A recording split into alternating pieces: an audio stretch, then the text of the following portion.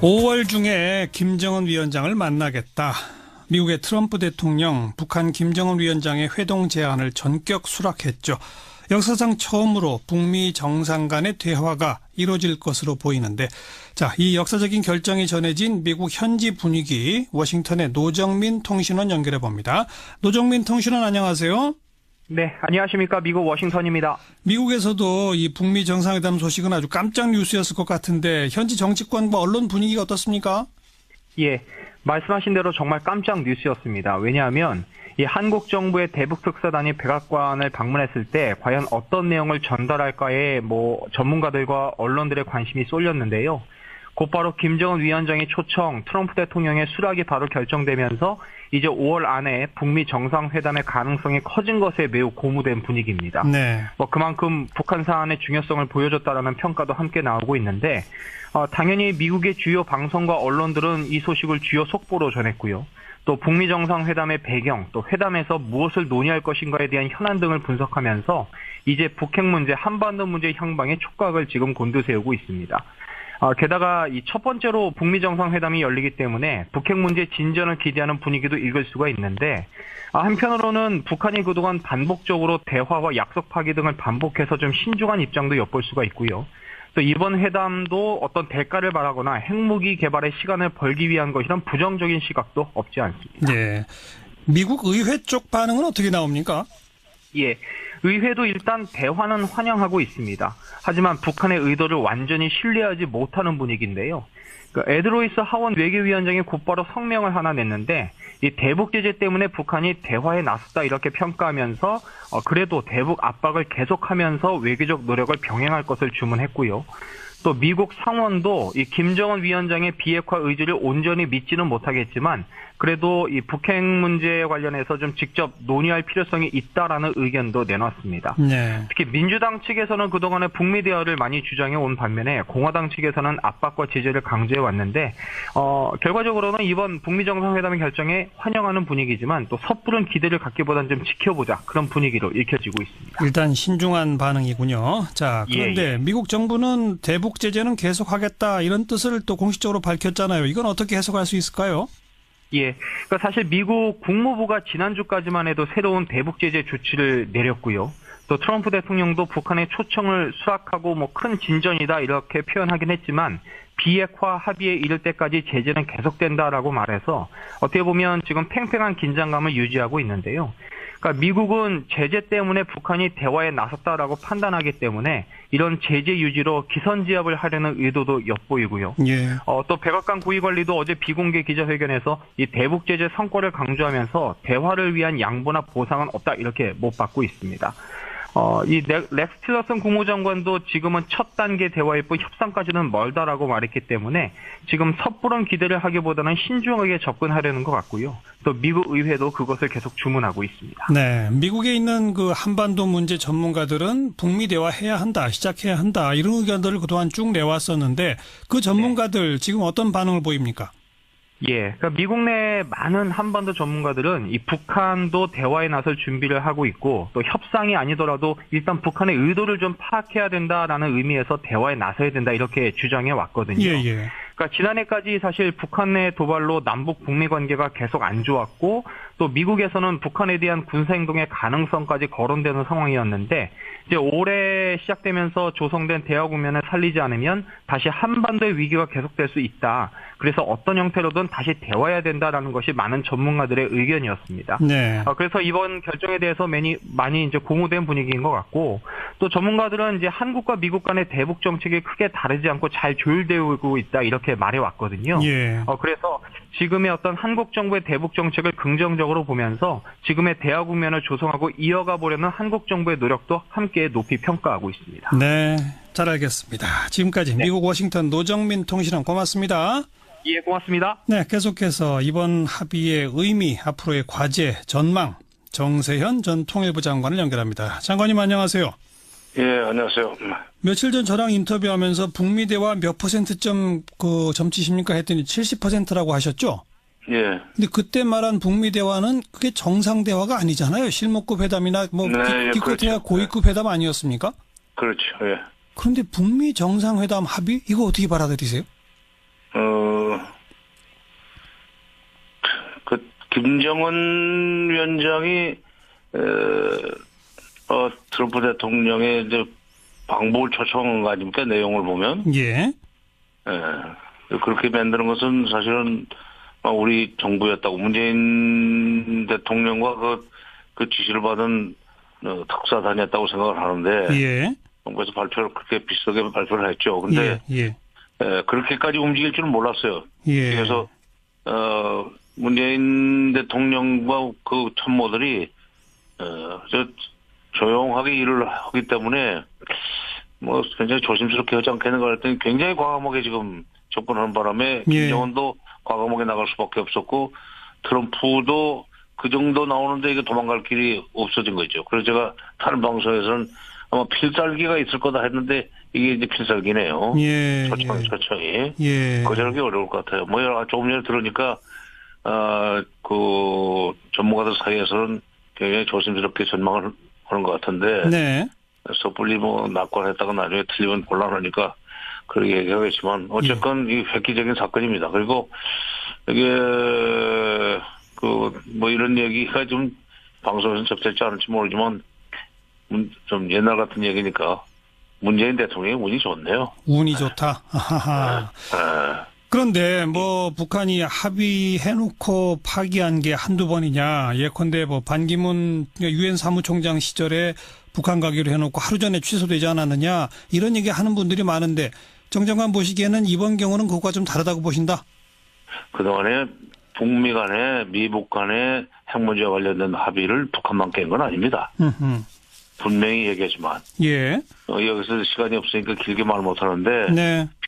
피장파장이에요. 근데 다만 이제 미국이 전 세계 정보 질서를 장악하고 있기 때문에 미국이 그렇다면 그걸 그냥 받아 쓰는 거죠. 예. 북한은 약자기 때문에 거기서 뭐 그렇지 않다고 억울하다는 걸 말도 못하고 해봤자 써주지도 않으니까. 예. 합의를 깬 것은 북한만으로 돼 있는데. 예. 그것만은 아니라는 걸 이제 간단히 말씀드리고. 예. 반기문 총장의 방북 문제는 북한에서 합의한 적 없어요. 개성공단 얘기, 그때 개성공단 방문하려고 하다가 이제 그날 아침에 취소를 한 건 있습니다. 예. 작년에, 재작년에. 예. 근데 나는 그때 반기문 총장이 송도에서 열린 국제회의에 두 개가 열렸는데 거기서 연달아서 북한에 대해서 상당히 좋지 않은 얘기를 했어요. 아하. 방북할 사람이. 예. 북한을 쉽게 해서 자극을 한 겁니다. 네. 내가 저걸 이제 핑계를 해봐가지고 이제 거절하겠구나라고 했더니 아니나 다를까. 예. 거절하더군요. 그러니까 뭐 합의해놓고 깨진 것은 북한의 그 습성이다라고 이제 얘기를 하고 싶어하는 분들이 있지만. 예. 그 합의가 깨지도록 여러 가지 상황을 조성한 측면도 있습니다. 방청왕들한테. 예.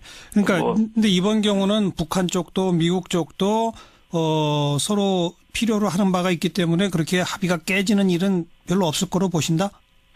오히려 좀 트럼프가 국내 정치적으로 굉장히 좀 어렵잖아요. 예. 또 경제 문제 가지고 무역 관세 부과를 한 문제 가지고 이유하고는 지금 완전히 호각세를 이루고 있지 않습니까? 그렇죠. 그다음에 NEC 그러니까 NSC에 해당하는 같은 경제 쪽의 그 최고 참모 수장도 지금 그만두고 나간다는 거 아니에요? 그렇죠. 예. 그런데다가 또 무슨 거기도 무슨 섹스 스캔들이 있다는데 이런 것 등 때문에 궁지에 몰릴 가능성이 상당히 높다고 봐요. 네.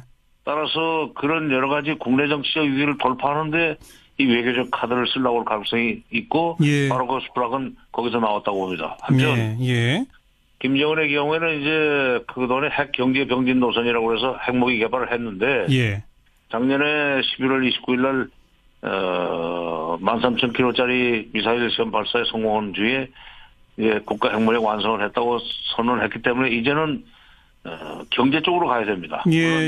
트럼프 쪽에서는 압박에 굴복해서 나왔다고 얘기를 하지만 뭐 트럼프가 그렇게 생각하고 김정은하고 회담을 하든지 어쩌든지 일단 이제 국가 목표가 이제 핵보다는 경제 쪽에 방점이 찍혀 있고 그러려면은 미국과의 관계 개선을 해야 되기 때문에 김정은도 이렇게 적극적으로 나간다. 그러니까 다 김정은은 국내 경제적인 문제고 트럼프는 국내 정치적인 문제로 예. 여기서 서로가 이렇게 빨리빨리 접근을 해야만 되는 필요성이 있어서 이런 상황이 전광석화처럼 예. 전개되고 있는 것이 아닌가 하는 생각입니다. 너무 섭부르게 빨리 질문 드리는지 모르지만 그러면 트럼프가 평양으로 갈까요? 장소는 어디가 될 것 같습니까?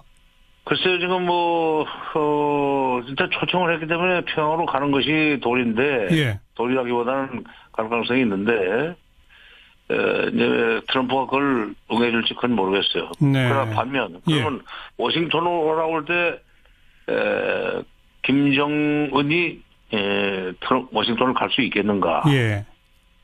그 쉽지 않을 것 같아요. 경호 문제가 좀 있을 겁니다. 예. 차라리 평양으로 들어가는 게 편할 거예요. 예.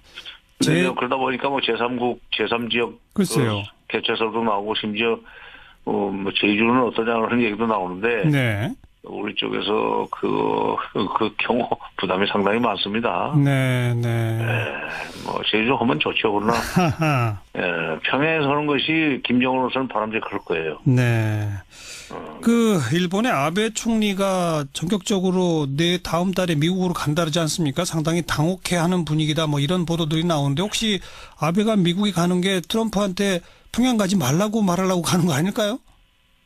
그러나 이게 물론 아베 국내 정치적 이 계산으로는 이거 하면은 안 돼요. 그러니까요. 계속 한반도가 좀 긴장 상태를 유지해야 되고 심지어 지금 무슨 전쟁 비슷한 것이 터져야 예. 자기네 그 헌법 개정에 도움이 되는 정세가 조성이 되는데 네. 그래서 이 평화로 갈 수 있는 조그만 기미가 보여도 그냥 아베는 초조해하지 않습니까? 네. 그러나 이렇게 국제적으로 공개까지 해놓고 예. 아베가 와서 못 가게 한다고 해서 가면은 트럼프는 아베 부하가 되는 거죠. 아베가 네. 트럼프가 그런 짓을 할 수가 있습니까? 그리고 네. 미국의 자존심에 관한 문제예요. 예. 미국은 미국대로 이게 필요해서 하는 건데 일본의 필요를 맞춰줄 가능성은 나는 없다고 생각합니다. 예. 자, 이제 그러면 역사상 처음으로 북한과 미국 정상이 마주 앉게 될 가능성이 정말 대단히 높아졌는데 그러면 그 회담은 이른바 평화협정 북미 수교로 이렇게 쭉 나가는 그 시작입니까? 뭐가 제일 의제가 될 거라고 보세요? 아니, 그런 식으로 문제를 풀자고는 합의를 해야죠. 그러니까, 틀림없이 CVID, 완전하고 검증 가능하고 불가역적인 비핵화를 할 거냐? 예. 하겠다고 얘기하지 않았느냐? 이제 그렇게 답하겠죠. 그러면 그걸 행동으로 보여라. 예. 미국은 그렇게 요구할 거고. 예. 그러면 그렇게 행동으로까지 보이면 미국은 우리한테 뭐 해줄 건데? 라고 할 거예요. 그렇죠. 그러면 군사적으로 압박하지 않겠다는 걸 행동으로 보여라. 예. 응? 예. 그다음에 평화협정 체결해라. 그리고 수교도 해달라. 우리가 수교를 해주면은 핵을 개발할 필요가 없다는 얘기는 이제 90년대 초부터 하지 않았느냐. 알면서 왜 그러냐 하는 식으로 서로 이제 밀고 당기다 보면 그거 좋다. 네. 그럼 각자 그런 식으로 하기로 하고 예. 그 프로세스를 본격적으로 시작하도록 하자. 예. 그게 육자회담입니다. 그렇죠. 네. 육자회담을 여는데 이런 몇 가지는 북한이 행동으로 먼저 의지를 보이고 예. 미국도 행동으로 그런 평화협정이나 수교까지 갈 수 있는 의지를 보여주는 그런 식으로 이제 합의를 하고 육자회담을 열기로 했다는 식의 어떤 합의가 나오지 않겠는가. 알겠습니다. 근데 통상의 경우는 이제 그런 정도 육자회담 재개 합의 정도까지는 보통 그냥 고위급 회담 정도에서 다 이루어지는 거 아닙니까? 그런 게 다 지나가고 나서 정상회담에서 마지막 결론 내리는 거 아니에요? 근데 이번에는 좀 남북 정상회담, 북미 정상회담이 먼저 나오는 느낌이거든요. 이거 어떻게 생각하세요? 모든 속도가 빨라지는 거 아닙니까? 빨라지죠. 그리고 이제 바텀업 밑에서부터 위로 올라가는 건 시간이 좀 걸리지만 이거 이제 톱다운식으로 가는 거란 말이죠. 네. 네? 위에서 해가지고 밑으로 가는 건데 지금 미국의 트럼프 대통령의 스타일로 봐서는 본인이 결정해가지고 밑으로 내려보내면서 육자회담에서도 빨리빨리 속도를 내라. 그래서 내 업적을 하나 만들어라 하는 식으로 지시를 할 것 같고. 예. 그러면 미국 관리들도 어쩔 수 없죠. 또 김정은도 마찬가지. 그렇죠. 예. 그러니까 이게 경제 풀어야 되니까 경제 문제 해결해야 되니까 미국이 해달라는 거 웬만하면은 너무 무리하지 않는 한 다 해주고 빨리빨리 이 문제 풀자. 네. 이런 식으로 해서 속도가 날 가능성이 있다고 생각합니다. 속전속결로 한반도 정세의 구조적이고 근본적 변화 전망해도 될까요? 너무 이렇게 빨리 일어나 글쎄 결국 그 방향으로 갈 것 같고. 예.